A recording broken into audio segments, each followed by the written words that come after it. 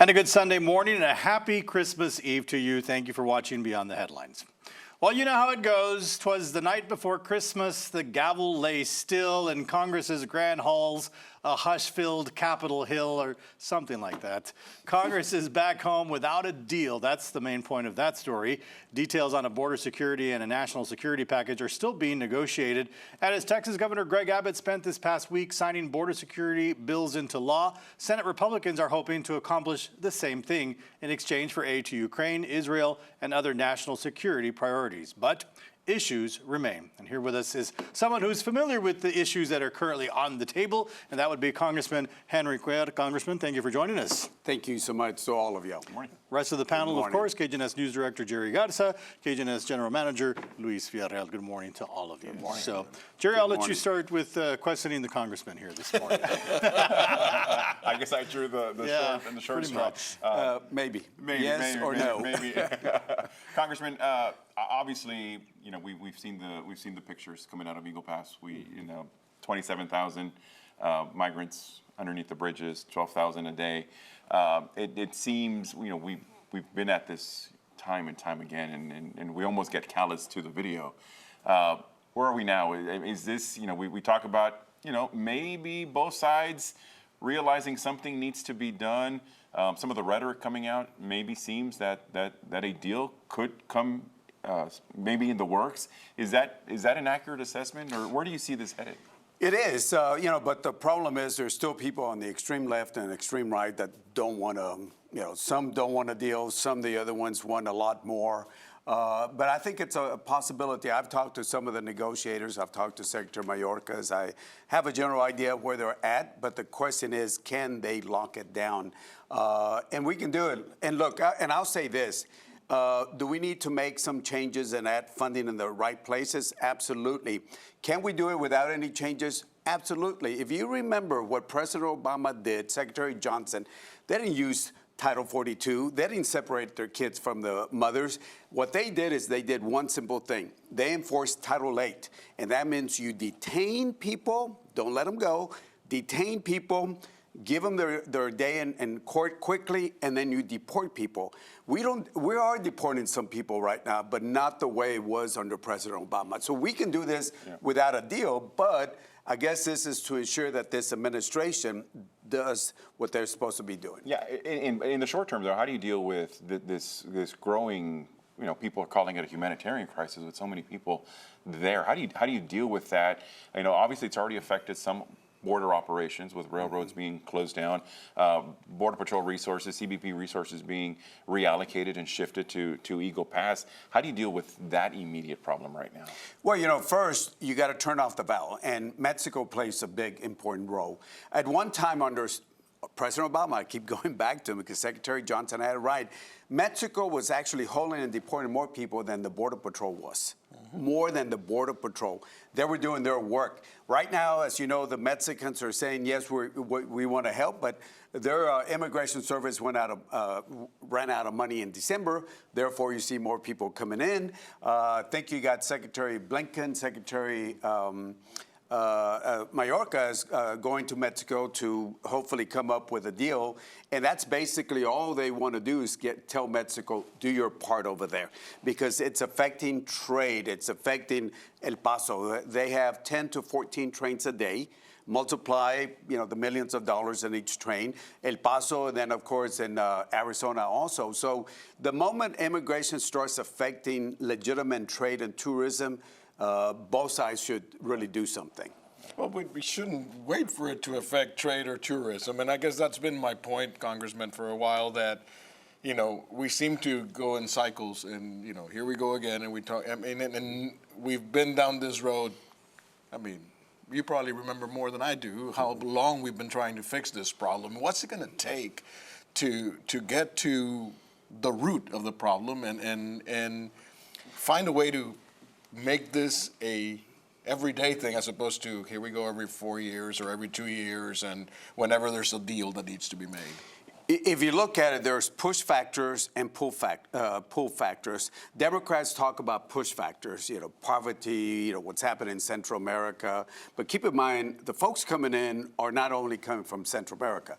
They're coming over from 50 countries across, more than 50 countries. So you got push factors, and we've added billions of dollars. I was part of that deal back in 2014, where we added the first $750 million, and then it's been at $600 million to Central America. So that money, billions of dollars have gone there. Has that slowed down the numbers? No, it hasn't. So you got push factors there. Then the pull factors are, what do we do at the border? If you give the impression that you can come in, you hit a little speed bump at the border, then you're sent off, to wherever they're going, then what happens is people are going to think about it. I bet if all four of us were somewhere there, and they said they're going to slow us down at the border, then they're going to let us go, we all would do Absolutely. it. We all would do this. Yeah. So you got to have the pull factor, that is the right policy. I asked somebody yesterday, CBP, I said, hey, why are we not doing what we used to do? That is, you detain people so they know they're going to be detained, not released, detain people and deport people. And he just smiled. He just... Well, and what is the answer, Congressman? Well, they got to do it. The administration needs to stop worrying about the immigration activists. They're a part of the equation. But what about border communities? What about the border communities? What about the men and women in green and blue? Because it's now affecting legitimate trade. They're taking out the men and women in blue to go help the men and women in green because there's just overwhelming. And there's a lot of problems. When they release somebody in asylum, keep in mind the law is very clear. And I keep telling this to everybody. The law says you got to have persecution by the state based on nationality, race, religion, political beliefs, or social class. And if you don't meet those qualifications, then you're out. If you're hungry, looking for a job, trying to find your relative up here, it doesn't qualify you. That's why we're letting so many people in because the bar is very low. They wait 4, 5, 6 years before they go to an immigration judge. And an immigration judge usually will reject 89 to 90%. So my question is, why are we allowing all those people when at the end of the day, they're not going to qualify? They're not going to qualify. And if you look at some of the recent reports, Border Patrol, ICE, they're so overwhelmed. They get an address, they send them off, and then later they find out that those addresses, 50 people are using the same address, or it's a restaurant address. I mean, there's a lot of issues that they're need not to be registering addressed. to vote too. There. I know the Republicans always say, the Democrats, they want all these voters. These folks are not racist. Congressman, you tweeted about the railroad suspensions this week in El Paso and Eagle Pass. Is that because they're using the railway system to bring migrants in, or is it because they're having to pull Border Patrol from the railroads to help out with the situation on the ground? Combination of both. But the main reason is the Mexicans need to do a better job. If you look at Kansas City now, Canadian Pacific Kansas City Rail, because now they own everything from Mexico, U.S., to Canada, they've had a police force for many years on the Mexican side. So what they do is they take people off. They don't let them get in. That's a good example. In Coahuila, on the Mexican side, they're not doing that. And that's why I tweeted videos and pictures of what's happening. And quite honestly, I was talking to the CEO of UP, and he was telling me, hey, it's affecting trade and all that. I said, listen, you got to get the Mexicans to do more. And, basically said, well, they said they're doing everything. I said, let me send you some videos and some pictures, and you tell me. And the Mexicans need to do more because what they're doing is they get on the trains. It's fast. It's probably a little safer, keeping away from the, cartels. The problem is once they get here, they just want to rush into the U.S., and that's what's happening right now. What we're telling the Mexicans is stop people from getting on. If you get somebody, put them in the southern border, because if you take them off, leave them at the northern border, you know what they're going to do. Yeah. Let's talk about the World Trade Bridge before we wrap up this segment.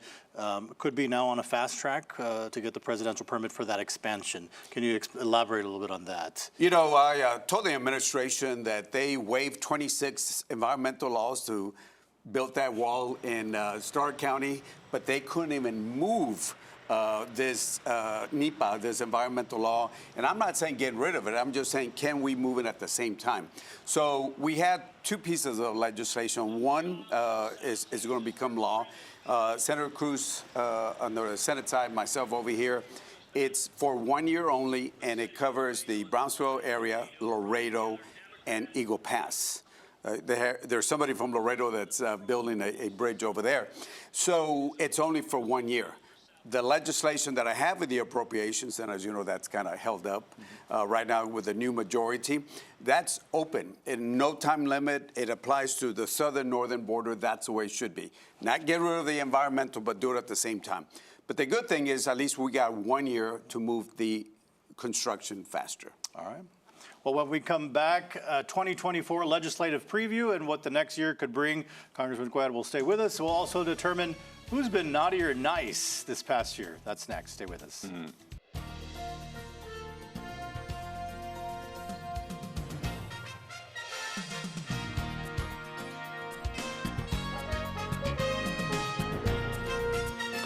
And welcome back to Beyond the Headlines. Congress has officially called it quits for the year. The House went home a few weeks ago and the Senate left last Wednesday, leaving behind lots of unanswered questions on Capitol Hill. Now, Congress will return to D.C. in January with a busy schedule and lots to accomplish. Washington News reporter Ryan Henson previews the 2024 legislative outlook. Home for the holidays, a comfort all of Congress is enjoying until the new year. One expert says that comfort could turn to chaos if lawmakers don't work diligently when they return to work in January. The House held 724 votes and passed 27 bills that became law in 2023. Now, this is quite the time, right? The stakes are incredibly high. In the Senate, the numbers are even tighter. In 2023, Vice President Kamala Harris cast a record-setting 32 tie-breaking votes. She's expected to continue to break the gridlock in 2024.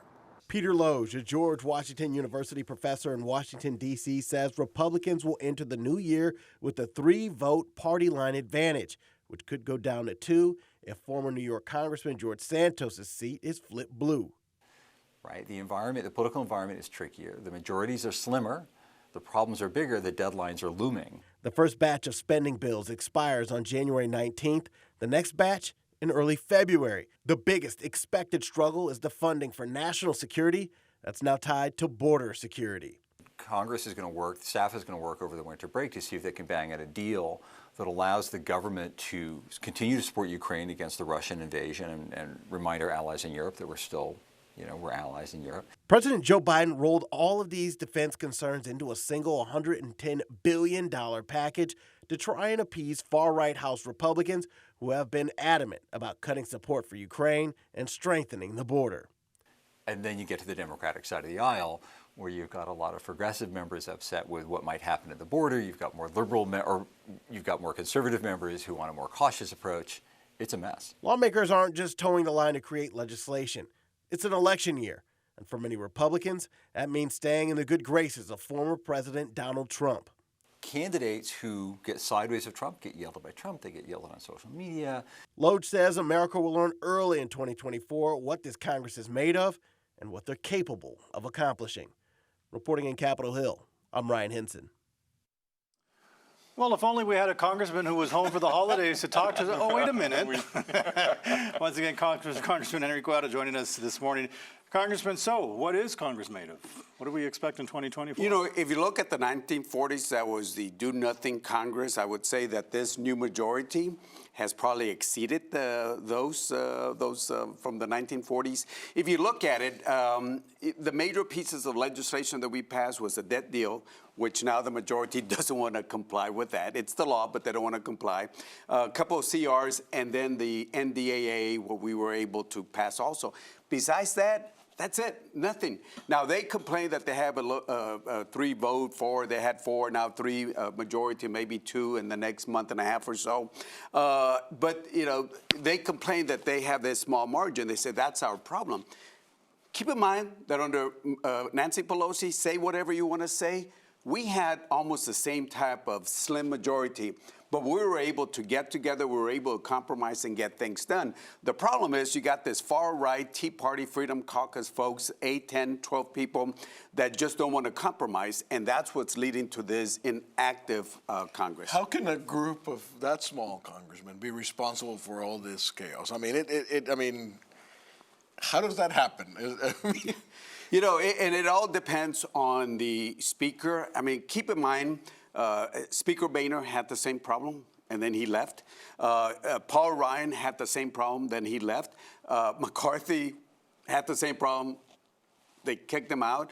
Now Mike Johnson has the same problem. And the thing is, one of the things that they did is they changed the rule where they said one person can call you back. Look, when you got 434, 435 members, depending right now, 434, somebody's going to be upset. Sure. And all it takes is one person to call that speaker. So the speaker, the Republican speakers are just looking over their shoulders, and they know, the small group, they know they have that power. And that's what's happening right now. They're bringing inactivity to Congress. And I've talked to the moderate Republicans who have been around for a long time.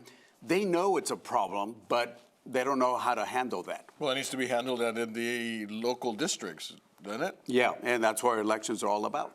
You know, moderate people, you know, going back to what you were doing, Luis, moderate people would kind of think, okay, wouldn't it be in the Democrats' best or the Republicans' best interest to say, you know what, these 12, we're going to find 12 Democratic friends that we can work with, and not worry about that sect of the Republican Party, and actually, you know, potentially come up with legislation. Well, because there are the same numbers on the other side. Well, but again, I would think that there's more people. If there's 12 on the other side, I would think that there's more than enough. Or are we just being too idealistic about this? No, it is possible. The problem is people depend too much on the party. They listen to the party. Are there, you know, 8+ Democrats who are willing to work with the Republicans? Yeah, you can include me. Sure. You know, as long as it's something rational, and we've done. And in fact, if you look at some of the major pieces of the legislation that we passed, the NDAA, which is the National Defense Authorization, look at it, the Republicans are in the majority. They had less votes than the Democrats, and we're in the minority because a lot of them, they voted against it because they didn't like it for several reasons. One of the reasons was all this culture amendments were stripped out, and they said, we're voting against it. As I told one of my Freedom Caucus persons, we saw this fights and appropriations. A lot of it was not over money. You know what it was? Culture amendments. And I said, hey, you do know, he was a new guy in the appropriations. I said, you do know this is the Appropriations Committee, not the Culture Committee. What are we doing fighting over this culture? But unfortunately, some of them have this mind that you got to add culture amendments. Hey, do you know why it's good to be home? So let me ask you this. Coming in, obviously we saw the report. There's a lot that you all are going to have on your plate. Budget, you know, the CRs expire. You've got, you know, Ukraine, you've got Israel, you've got border, you've got all this. You know, Congress moves pretty slow. I mean, the legislative process is slow, and you add political conflict. It's an election year also. It's an election year also. I want to get your thoughts on that also. But what's the priority? What's the first thing that needs to be done when we get back? You know, I mean, we certainly have the supplemental, which is the border deal. Ukraine, we need to fund Ukraine. We cannot let Russia win this. You know, we might forget about what happens at the border, but if we lose Ukraine to Russia, that's going to be part of the history forever. You can't let Hamas win. You can't let China win on Taiwan. If it's not important, Congressman, to not lose Ukraine, why don't we go in at full force, and why don't we just really help them as opposed to just sending money, Congressman? Yeah. Let's end this. Yeah, I mean, you've seen this. The problem is Russia does have some nuclear weapons. If it wasn't for the nuclear weapons, I think NATO would have got into this already. And the thing is, why are we going to let Russia win? I mean, it's just beyond me, because if Russia wins there in Ukraine, China's looking at this very carefully, and Taiwan's going to come in. And Hamas, you know, Hamas should be eliminated. No ifs, no buts about it. Should be eliminated. Border deal, we need to have a border deal. The border deal, you know, the problem is you got some Democrats that don't want to make any changes. You got Republicans that want to just close the border, and it's all a matter of compromise. Now, what happens in January? We got the supplemental, which is the monies that we just talked about. But what I worry about, January 19th, about 5 bills are coming up. February 2nd, the other 7 bills are coming up. The problem is Speaker Johnson, and I'll say this again, has not given us the top line numbers because he's still worried about those Freedom Caucus. If we don't have the top numbers, that is how much money we're going to spend on Homeland, how much money we're going to spend here, we can't move. He has not given us. Usually during the holidays, I feel bad for staff. They're the ones doing all the work. We need the top line numbers, otherwise we're going to have a CR, which is a continued resolution. Yeah. All right. So, because it's Christmas Eve. Merry Christmas and a Happy New Year to everybody. We're not done yet, Congressman. Well, we're just moments away from the piles of toys or the coals and stockings, but in Congress, who's getting what? We'll see who's been naughty or nice. Congressman, this is going to be like a lightning round kind of thing. Okay. You're going to see a photo right here. So first on the list, 2 law enforcement agencies who played a helping hand back in October. Naughty or nice, Congressman? Both of them are good. What we need to do is make sure that especially the Washington, D.C. police, they get the laws. You don't lower the penalties. You increase the penalty. They need some staffing. So we need to make sure we support the staffing for law enforcement on both of them. So nice for both of those. Nice. All right. Well, now to the man who had his quinceanera on the House floor but had an untimely departure. Naughty or nice, Congressman? He could have worked with us. I approached him the Friday before. I said, there are some Democrats who are willing. Just sit down with Hakeem, work with the Democrats. We'll push aside those extremes. He smiled. He said, thank you. And then you saw what happened that following Tuesday. So you know the answer on that one. Can't you just say it? Naughty or nice? I try to be nice to people. It is Christmas. Okay. Well, to the esteemed gentleman from New York, former Representative George Santos. Naughty or nice? We know that answer with no ifs and no buts on that one. Okay. Also from New York, on the other side of the aisle, a false alarm. Naughty or nice? Oh, my God. You want to answer, Jerry? Because I think he's answer that, but I do remember some of those folks that endorsed one of my primary opponents. But anyway, go ahead. You can answer that. I'm going to go with naughty on this one. Yeah. I think we're going naughty because we all know we are taught in elementary school you don't pull the firearm. Yeah, that was no accident. All right, here's the biggie. The President of the United States, Joe Biden. Naughty or nice, Congressman? He still has time to right the boat, make it, especially on border security. If he doesn't make this, he's going to have some problems on the election. No ifs. Poll after poll have shown that the border is the weakness, the biggest weakness that he has. All right, and to a group of elected officials that made some news this year, House Republicans, Congressman, naughty or nice? They should. Naughty.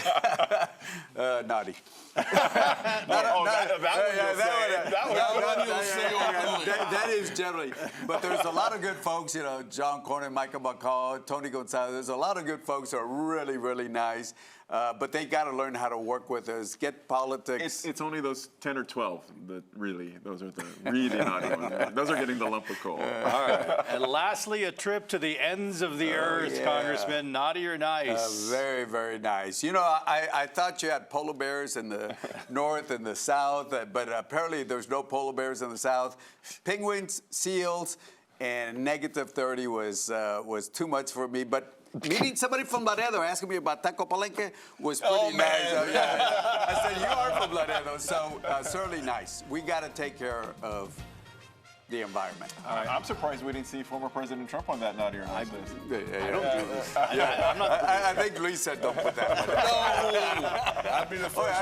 Miguel was the one that was saying That would have been the one. That would have been the I'm one. going to have to ask this on air. Is Congressman coming back for one thing, or are we saying he's coming back? All right. Well, when we come back, it's the one thing we all can't stop thinking about. Stay with us. And welcome back to Beyond the Headlines. It's the one thing we all can't stop thinking about. If Sergio were here, he'd be thinking about it. Mindy, she's here. She's thinking about it. No, Luis is thinking about it. This is Jerry Garza's last Beyond the Headlines, and I'll let him tell you why. Jerry, we're foregoing our one thing We're for you. foregoing our one thing. I have, I've spent half my career here at KGNS, almost 15 years total.